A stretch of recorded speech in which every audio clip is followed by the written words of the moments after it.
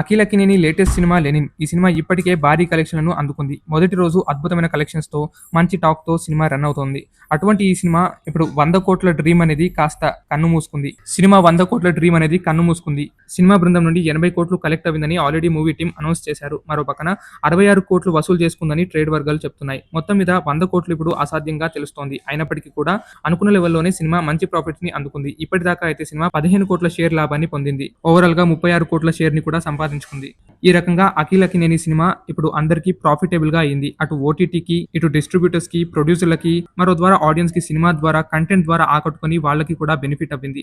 ఈ రకంగా 'Lenin' cinema అందరి లైన్‌ని క్లియర్ చేసింది. అయినప్పటికీ కూడా 100,00,00,000 డ్రీమ్ అనేది కలగా మిగిలిపోయింది. దాన్ని 'అఖిల్ అక్కినేని' గారు తర్వాతి సినిమాతో అయినా అచీవ్ చేసుకుంటారా లేదా అనేది చూడాలి.